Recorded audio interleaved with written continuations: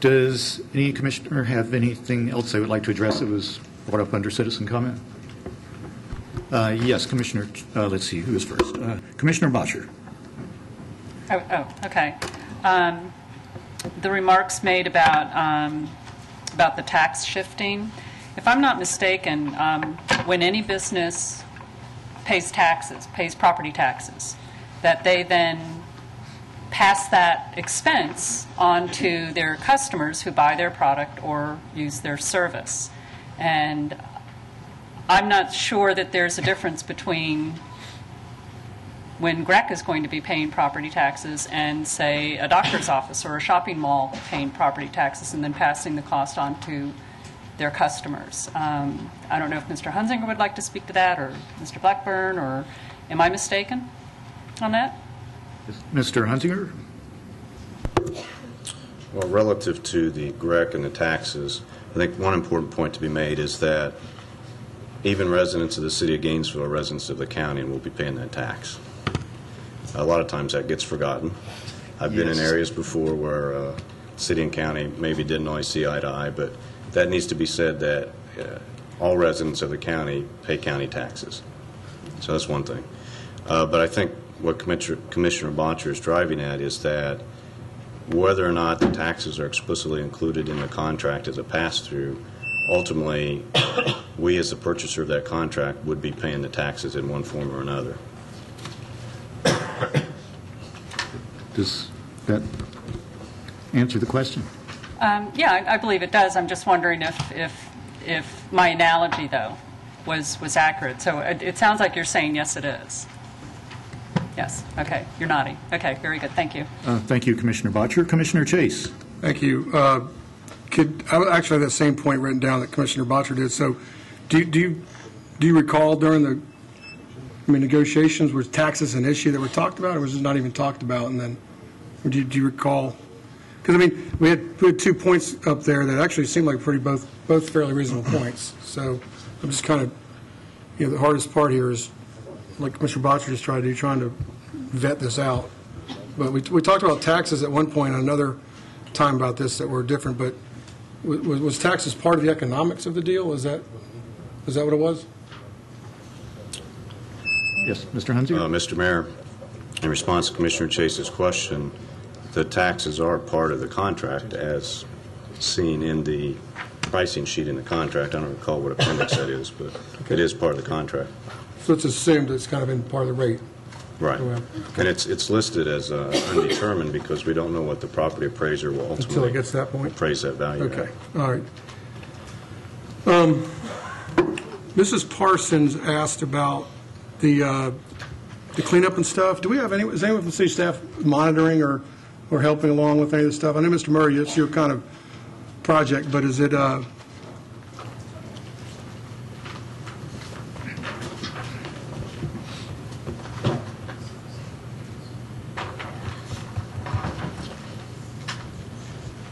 Brad Murray, Assistant City Manager. On some occasions when they go out to the field, the Alachua County Environment Protection Department will go out in the field to work with them, and when they're doing the sampling, or in some cases EPA will have a representative at the time that they're doing soil sampling. So there may be somebody additional to the vendor who is contracted to take the soil sampling, so there may be some additional personnel with there. In most cases where we have the opportunity, the Alachua County Environment Protection Department, including some of our consultants, will go out in the field to monitor the work and making sure it's being done. Okay, so if you could maybe, I can talk offline, but it'd be great if you could maybe check with them and see what kind of interactions they're having on these studies. Because again, we're doing some of these studies now that are going out there that at some point, either as commissioners or just as the public, ultimately I think all of our desire is to have a somewhat as fair a study as possible to make judgments on. And I think that's what the citizens are asking for too. So just if you could check into that and just maybe report back, or I will check with them and provide some information back to the mayor and the city commission on the status of the soil sampling and other monitoring on the site. Thank you. Mr. Gosh, I'm sorry, Hillel, is that? Yeah. he said something about a public records request about salaries that he asked for, and I don't know, long time ago? Was that a long time ago? At least at this point, 4 to 5 months ago. Okay, well, we all got copies of it as soon as somebody asked What I for can it. say is that I did not. I put in a request for it. I still have not gotten it. Okay, it's I out had there, in though. It should be previous readily years available. And was not given it this year. I was not given a response, which is somewhat troublesome to me. Okay, I mean, if you can check, it's definitely out there. So that's it? Mr. Mayor, you usually go through the issues that you want to talk about. That was all the issues you want to talk about? Yes, it is. Okay, so I got to, at some point, the concept of this thing being political, as we talk about, GREC is going to have to move on. And I don't know, maybe it'll move on the 29th. But the problem with the 29th is nothing will have changed. And I have racked my brain over this thing, and I've come to realize, and I keep talking about Commissioner Hawkins at times, where Commissioner Hawkins has a certain expertise, where I listen to him. It came up this afternoon at the meeting when he says something that I don't understand. I don't know the intricacies of the things in the land use and the planning. I'm working on it, but when he says something, I perk up and I notice and I listen. I don't always agree, but I listen. And that's what I'm doing. I'm begging my colleagues to listen to me. And that's what I've tried to do. I tried to do it last summer, and I've tried to do it in the fall, and I was basically told at one point, just it's in committee.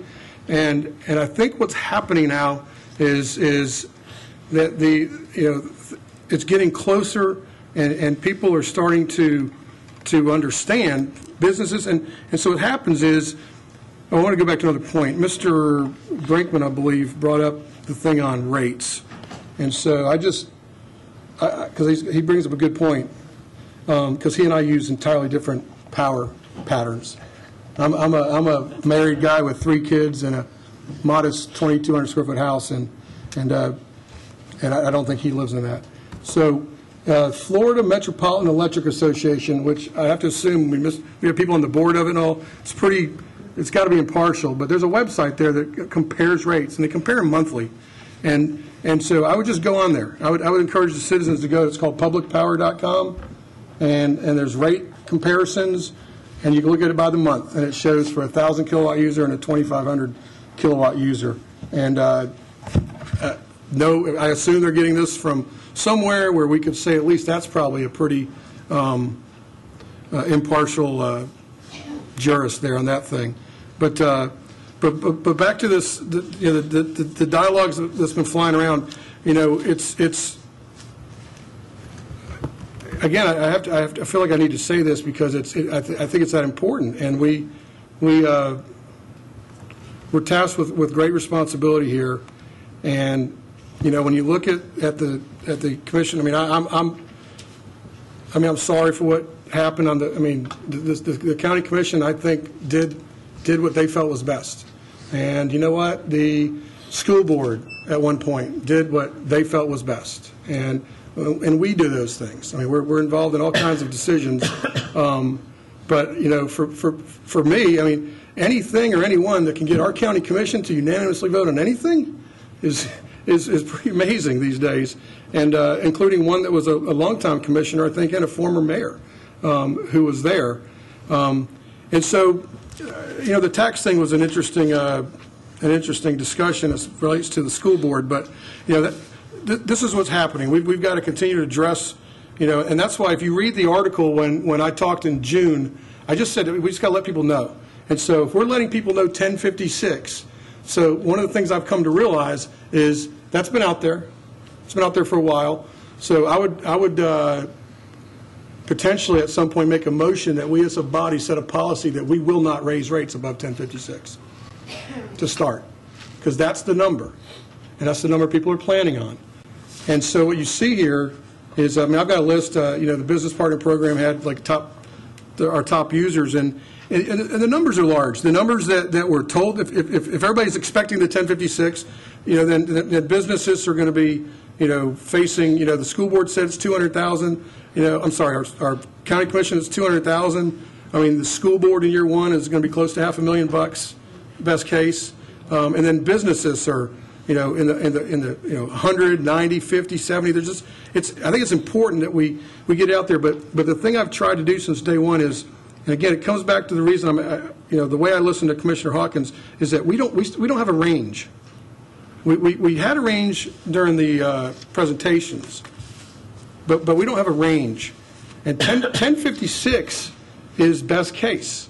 And 1056 assumes a lot of things. And quite frankly, 1056 assumes a big assumption. And I keep bringing it up because I think it's a critically huge assumption. 1056 assumes the issuance of hundreds of millions of dollars of bonds from a conduit, of which I am still struggling to completely understand. But here's the scary thing to me about it. It's not guaranteed. I mean, we can't say that we're going to do that. We can't say we're going to issue these bonds. Well, not we're going to issue. We're going to form this conduit because, quite frankly, it's up to GREC, which comes back to my point I've been making from day one. There's different ways to look at what we do about things, but somebody made a point about changing the we can do something about this. I feel confident we can. But the reason I think that's important is again, this was the presentation that was given to all of us, on the forecast and stuff, and I couldn't figure out how to get things up there and all, but when everybody sat and voted for this thing back a few years ago, 1056 was the number. And there's a line item that says effective prepayment. And it was mentioned gradually that there might be a prepayment, and we could save a couple bucks for a if we did a prepayment. And it would lower it from 1056 even lower. And as you guys probably have, I've gone back and watched the meetings and all. And again, the general thought of the commission at the time was that it was going to be more in that lower range. And again, that's why I brought that out. So again, $2, $2.25 below the line of 1056. And again, the point I'm trying to brought up in November was we're now saying that prepayment is above the line and it's 4 times the size. So follow that math. It's 4 times the size now if you look at that $15 million thing. And it's above the line in order to get to 1056. And so, who knows? And then we also know the other assumptions about selling the power, and those things are and they're trying. But what's interesting again, if you just read the history and the documentation, that the PSC over and over was concerned about no PPAs, and I think we probably all are still. I'm still concerned about no PPAs, but we're 2 years down the road from that, and our guys are working hard. They are working hard. It's like when I go to my job every day, I see my sales folks, and they are working hard. And you don't close sales every day, but you're working hard. But I have to plan for when they don't close sales, and that's the critical aspect here. Is we have to plan when we don't close sales. So I think that's an important factor that we got to think about. Now, there's also been this notion of one of the things that we can do is, but to save some money, is not dispatch the plant. And I had a discussion, and again, people have to understand, this stuff is hard to understand. And I've tried, so not dispatching the plant is really not an option because it's not feasible or reasonable. If you weren't going to run the plant, kind of why have the plant at some point? So not dispatching the plant, it kind of, you can understand it on paper a little bit, but it's something that it's probably not an option. So again, what does all this mean? So it means that, again, 1056 is the best case, and so at some point we should consider, potentially locking in and making commitment to citizens and the businesses and all the people that are out there, and say, hey, this is what we said, and we're going to follow our commitment. The thing that worries me about that is that we just got our credit rating upgraded, and I think if an open-minded person were to read this credit rating document, which reaffirms our AA rating, which is, I don't think I'm the only commissioner saying that credit rating, bond rating is the one thing between city staff and GRU staff that we hear it a lot, and I'm trying to fully understand what it means and what's important and all. But this bond rating document is a good document to read to understand the situation we're in my opinion. It brings up good points about why a few years ago we looked at doing the biomass plant. But what it says ultimately, and the takeaway that I think that is important is I mean, it's the last page, and you guys probably all read this, but I want to read this because I've done a lot of research. I've read a lot of the Standard & Poor's and the different bond rating documents, and I came to a conclusion that bond rating for municipal utility really comes down to one thing, and one thing only. And I thought that was the case, and they just confirmed it. So the last paragraph says, the stable outlook, which covers a 2-year horizon, reflects Standard & Poor's view that Gainesville's City Commission is willing to support GRU's need for rate increases to maintain strong debt service coverage despite the increased debt service level. The rate increases will also assure that internally generated funds provide a balanced proportion of the capital spending program. So again, why I'm worried and why I'm concerned is that it will ultimately come down on the shoulders of the 7 of us to decide how high will we make these rates. And we've said 1056, and we've planned it, and we've pretty much effectively asked people to plan it. I've spent a lot of time with the general manager and understanding some of the things they're doing. I mean, they're doing things. They're doing things that they never dreamed they would have to do in 2008 and 2009. And they're trying. So going back to why this is important to me is because I can't stop the arguments about whether anything is political or not. And I'm not, quite frankly, that worried about it. Because that's not why I ran for office, and that's not why I got elected.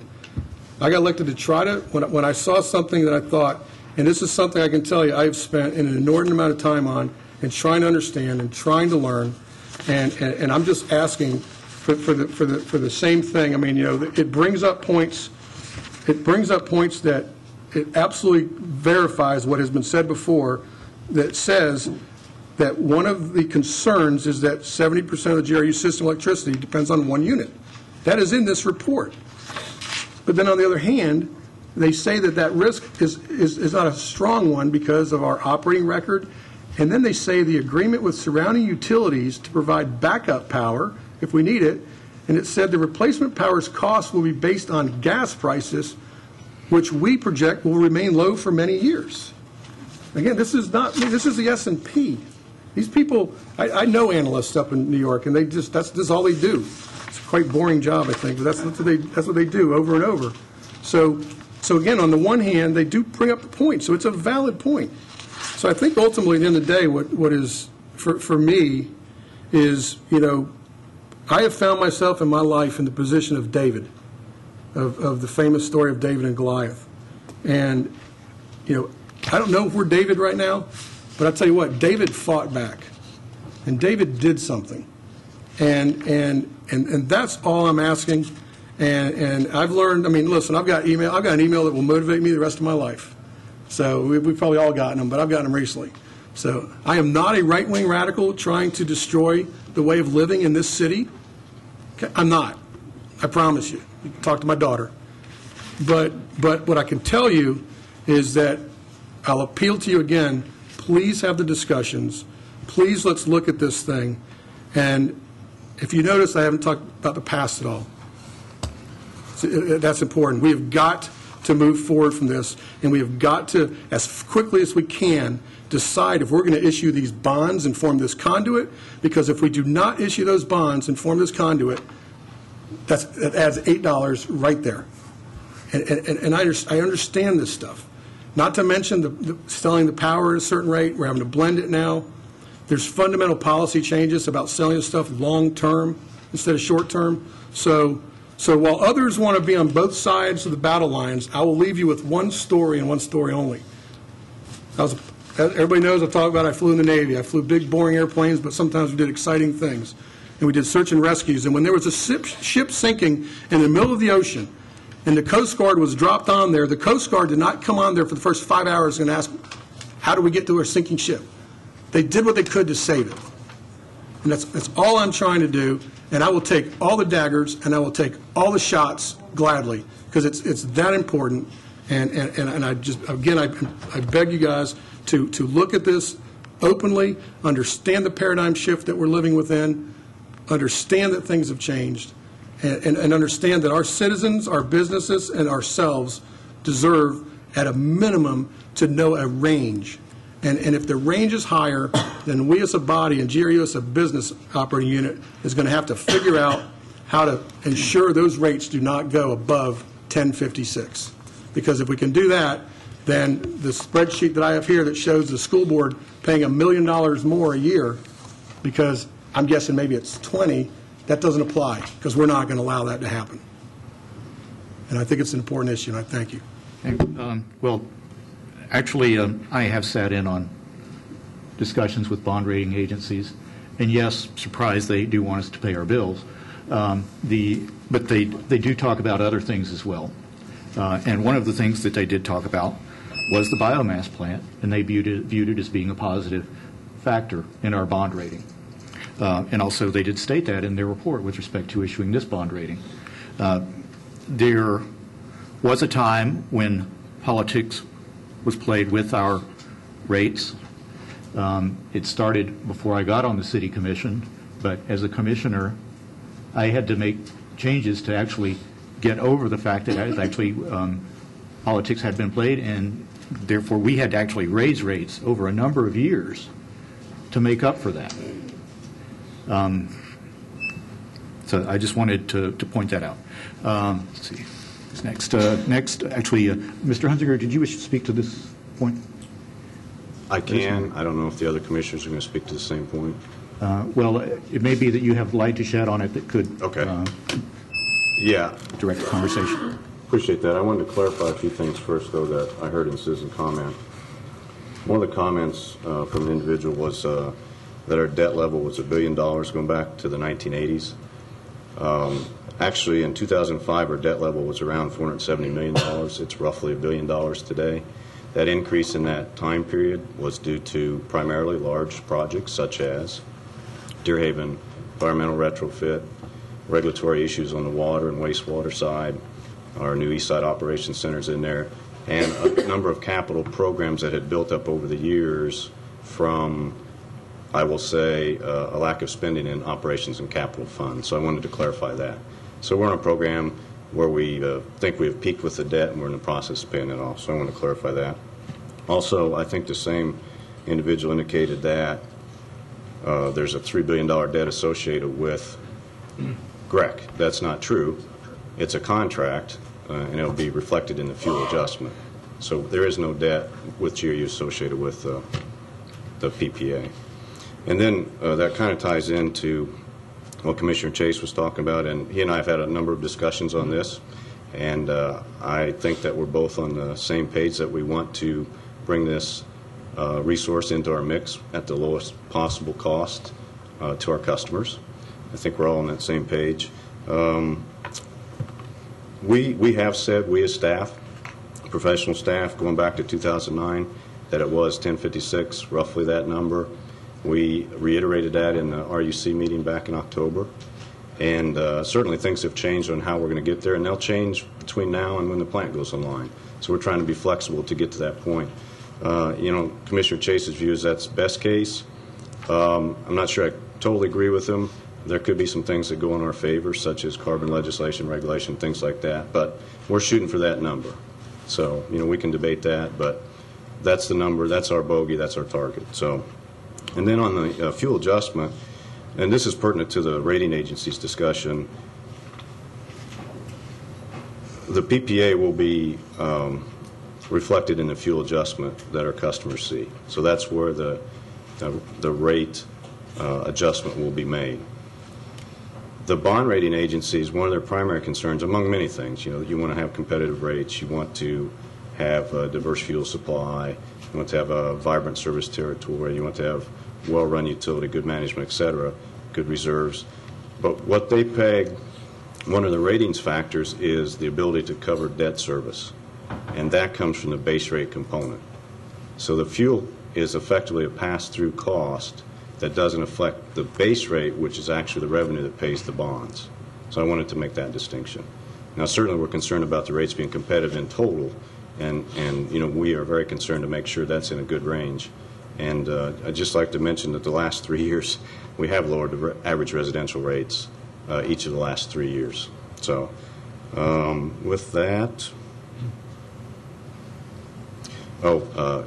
one of my favorite biblical references is Daniel and the lions, and I wake up feeling that way many days. So, Yes, and I've had the arrows as well, as everyone knows. Commissioner Wells, you're next. Thank you, Mr. Mayor. A lot of my questions were answered, so that probably make everybody really happy. I do want to, before I ask my comments, I hear loud and clear, please listen, Commissioner Chase. And I certainly know this commissioner is absolutely listening, and not just to you, but also to those that come before us and in other forums. And I put that wider as reading a lot of material, and I've certainly found I'm definitely doing a lot more related to GRU than I anticipated coming into this, even though I kind of figured it was going to be a big deal. And when I look at the total budget of GRU versus our general fund, and it's about 3.5 times the general fund, and when you consider, as you said, so much comes from the utility for the fund transfer and taxes, even that general fund is significantly attributable to GRU. So I certainly know I have a real confidence that every member of this commission does and is. And I also think what you said, do what we think is best. At the end of the day, we have to be able to act. We can't drive the car kind of in a rearview mirror. As much as we might like to sign a contract for cheap fuel and say, hold the other side to it, and then vice versa, sign a contract for expensive fuel and then say, well, sorry, that's not a real contract.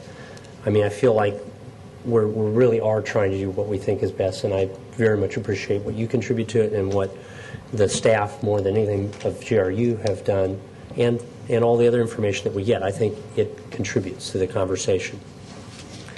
I do want to ask Mr. Hunzinger, if I could, Mr. Mayor, to make sure I understood the comment regarding taxes. I totally agree with this idea. Don't talk about one and not the other. Don't talk about the rate increase absent the value, but also don't talk about the tax income in terms of for the county or the city without talking about the rate that we're basing it on, because that's built into that rate one way or the other. You mentioned that it's an undetermined number. We're not certain of that number, but does not the 1056 reflect an estimated value that includes that amount? Yes, Mr. Mayor, it does, and that's probably the same number that one of the citizens referenced today that would have been in that historic information. So once again, that could be off from reality, one way or the other. It is going to be paid for citizens of this community, but it certainly would not be fair to say that only accounting for the taxes that will be benefiting the schools, benefiting the county, benefiting the city, benefiting the water management district. It also, the flip side is that we are, at least as best we can, estimating that on the other side, and on the fact that we'll be paying those. I mean, nobody, I think, ever said otherwise, that that's somehow magic dollars that appear. Okay. Yeah, that's correct. But I just want to make sure that you, when you said undetermined, that didn't mean it was unestimated or that it wasn't factored into our estimate. Okay. Thank you. And I mean, that's the only thing Mr. Martinez, I think, may have left already. I think the discussion of the $3 billion debt, it's certainly a large amount of money we're going to spend on biomass energy in 30 years. I don't know what the total utility expenditures during that time is, but it's 90 billion present value or something. I'm not sure what the exact number is, but if you take $350 million a year for all our utilities and extrapolate that over 30 years, I mean, it's a big number. And so I put that in context. I appreciate your describing that, because it's not currently debt in fair. It's like your mortgage. You sign a deal, you got your payments. It's $103 million a year. That's what we're on right now. That's correct, Mr. Mayor, if the plant's dispatched at 90%, right? And 90% means significant new power production that has a certain value, be it 125 or 60 or what have you over that 30-year period. We don't know today here what that value is. But again, I just want to make sure both sides of the coin are being looked at when somebody looks at a number like that. Okay. And I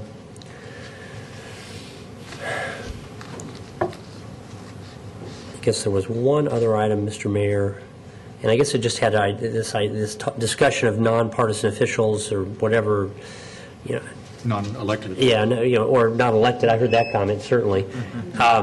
I guess I was thinking about the idea that, hey, I'm sure all our affiliation, that's a public record. You register to vote, your independent party affiliation, whatever, that's a public record. But it's not, when we run for this office, we put ourselves forward as a nonpartisan. That's the law. That's what we do. I'm sure most of you know who we are politically. But I certainly don't think that's central to my identity as a citizen of this community. And I don't look at any of you and say, oh, there's an R, I'm not going to talk to them or listen to them. To the contrary, and I had a very important person pass away in my community where I grew up in Colorado recently, Dr. Ted Dickinson. And to this day, I couldn't tell you what party he belongs to, but I read his obituary in a couple of different local papers. And he talked about how he saw his role in that community as being reaching out to everybody, focusing on what was important locally, whatever the dispute over personalities or national political fights. And that it was about making a great community to raise a family and to grow up in. And I believe he did that like my father and like many other people in that community. But he's towards the end of his life was involved in putting together a group called Civil Society, which was all about taking people of dramatically different views in that community who lived together in that community and having them meet and talk and understand one another apart from those differences. Because I guarantee that those differences are not even close to a shadow of importance compared to what we have in common. And the reality is of this utility is we have that in common. Some people may not be happy about that. I personally think you look at the alternative, and we are so fortunate because of that. I talk to friends in Orlando all the time about how they wish their utility was more regional and not limited, as I understand it, by its geography. So we have so much more in common than we have in difference, even despite the real challenges that we face. And I believe listening, doing what is best, that we believe is best, sincerely, is going to do us pretty well. And I don't take lightly any of the responsibility that Commissioner Chase identified. I sincerely don't. I want to say thank you and welcome to Mrs. Davis for coming here from Gainesville Regional Housing Authority, because folks don't understand necessarily. We have almost no involvement or ownership or say over the housing authority, despite the name. And I very much appreciate her coming here. I have many folks that have talked to me about issues relating to their housing issues, and I believe that is a great sign to see that reaching out, and I hope we'll do the same. I've spent quite a bit of time visiting the board and the staff over at Gainesville Housing Authority, and I invite others to do that as well. And Mr. Davies, I talked to you a lot in person. It's been very productive individually. I think if we go look, and I don't mean to pick on him in particular because all of us get upset about certain things, I hope all of you will, whatever your articulation is here at the public dais, will also take the opportunity to get to talk to us or communicate to us individually. I'm not saying one or the other is required, but I certainly find value in that. And most of the time, I vote on issues, and there's nobody out there who's a citizen. And that, to me, is a loss to my decision-making and the information that I would benefit from your being here. And I know I do a lot of information gathering on behalf of citizens and myself that doesn't have anything to do with FOIA. I would love to know how much information we hand out all the time through the normal routine business of just simply asking. And I certainly want us to be responsive. I believe in FOIA and open government. I think, it's not perfect, but I feel awash in information rather than feeling like there's just the info I need. And it's not the kind of specific citizen information that I would benefit from every day. And I invite you to find ways to communicate that to us. Thank you, Mr. Mayor. Thank you, Commissioner Wells. Commissioner Hawkins? Thank you, Mr. Mayor. I had two things that I was going to say, but I'm going to add a third, and that's that, Commissioner Wells, I really appreciate your post-partisan tone and the way you've elevated it, and to extent Commissioner Chase did the same thing in words focusing on issues rather than politics and party.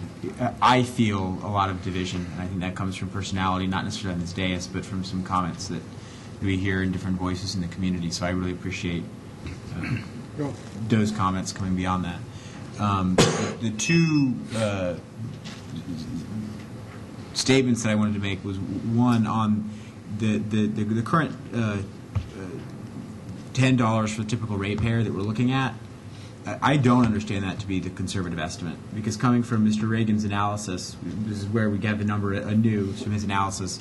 Yes, it's assuming that cost is mitigated through a number of things, and getting down to the 10 assumes that that mitigation is done successfully. But at the same time, he starts the analysis by assuming how the cost is driven up, and then multiplies that by a factor of, my recollection is that it was 2.5 times in order to start from a high number so that the drawdown would be a conservative estimate in the end. And I was looking for the PowerPoint on my iPad and couldn't recall the date that the presentation was most recently heard, but that was my recollection. The blue one? And then the other one was, I actually very much enjoyed reading the Standard & Poor's analysis as you, but I pulled out 3 different quotes that I thought were the bottom line, and I'd like to read them. The first one was, "The system provides reliable services at comparatively low rates to a customer base that has increased steadily." The second was, "The city manages gas, water, and wastewater utilities efficiently, providing services at rates that are consistently low for Florida." And then the third and final one was, "GRU's combined utility rates are in the mid-range for Florida utilities." And all 3 of those quotes come from the Standard & Poor's report that was just released this week, reaffirming our AA bond rating. So thank you, Mr. Mayor. Thank you, Commissioner Hawkins. Commissioner Chase. Thank you. I just wanted to say, because Mr. Hunzinger did point out, and I'm glad he did, that he's absolutely right, because I wrote this in my notes last night, but when the bond rating agencies look at the rate increases, they are talking about the base rate and not the fuel adjustment fees. But the interesting thing was, when I was reading that and I came to understand that, is when I came to realize my mom doesn't care where it comes from. Again, she just knows the check's getting bigger, and so that's the thing that I remember thinking. And the other thing that's that we've just got to keep in mind here is that if you read the 5 points of the 5 positive factors, and that's what we're trying to talk about doing. So the $3 billion is not debt, but the commitment could end up adding to debt. We may have to refinance debt. We may have to bundle our debt. And again, I just go back. It's, we are going to have, and just so that people understand that we will have this year, before the end of this calendar year, the City Commission will face a decision like every homeowner does that's trying to sell a house. And that's going to be, their agent's going to walk in and say, "You're asking $200 for your house. I got a buyer for $170. I'm making the numbers up, but it's going to be potentially below $130. And I think, again, a rational, reasonable person understands where we are right now in this paradigm shift within the gas world, no matter what happens. We've got articles, all kinds of stuff saying different things, but I just go back, I'll just say what S&P just told us. They're going to stay low for many years. So gas sets the market. So when we get to that point, we're just going to have to make a decision, and that's going to be a difficult decision at some point to sell the stuff for less.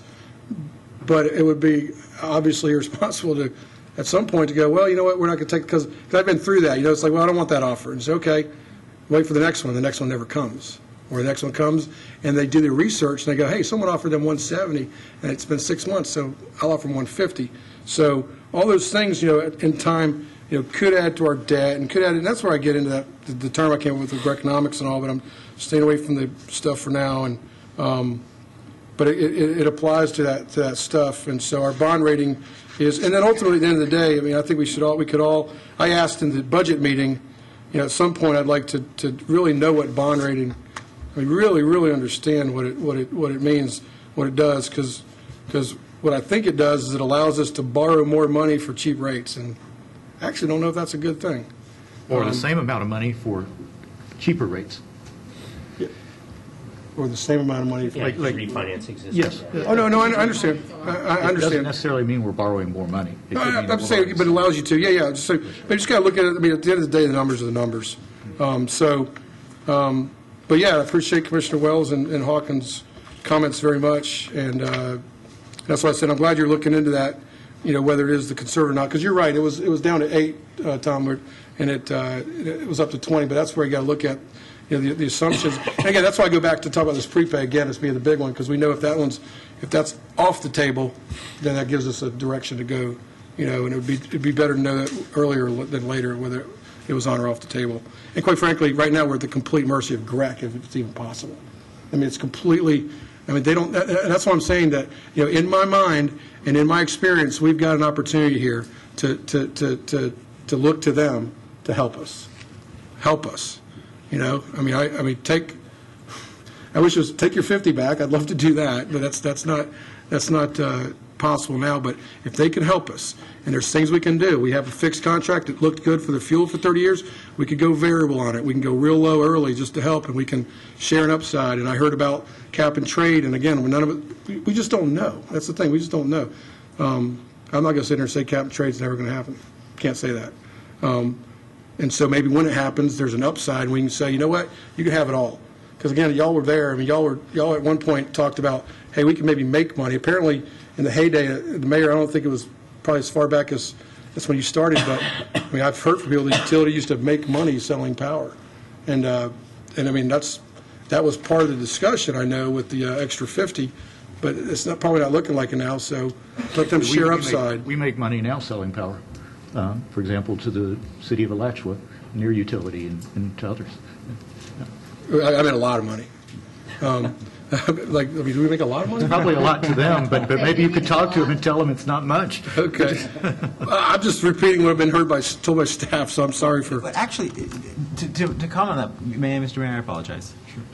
To comment on that, in order to make money selling power, it's got to be there. In the 80s, we were one of the leading providers to Reedy Creek Development District, and the reason that we were in that position is because we were long in power because we built Deer Haven 2. Yep. And I'll tell you, if something had a rate impact, it was building how large is Deer Haven 2? 235 megawatt coal-fired power plant in 1980, 81. That does bring an interesting historical perspective. I mean, I agree, but holding that power now potentially cost. So anyway, and my final thought is again is we all it's great discussion. So I appreciate the discussion, and the thought I keep going back to is knowing what I know now, would I do it now? And if the answer is no, or I would tweak things, that's kind of the direction I'm going, is just think about where the tweaks could go. And so thank you. Okay. Thank you. Yeah, and just one final thought. Like, when I would steer away from using frightening analogies or metaphors for where we are at this point, because actually I think we're in great shape, and Standard & Poor's obviously agrees. Okay. You said something about a sinking ship. Oh, the Navy story about rescuing a ship. Yeah, okay. That's nowhere near. We're quite buoyant. Okay, I'll give you a different one then. It's calling the iceberg before the Titanic. We've got plenty of distance to steer, so I agree it's not, anyway, we just have our tit and tats all day if we want it, I guess. Okay. All right, I think we've gone through the responses to citizen comment. Mr. Clerk, the next item.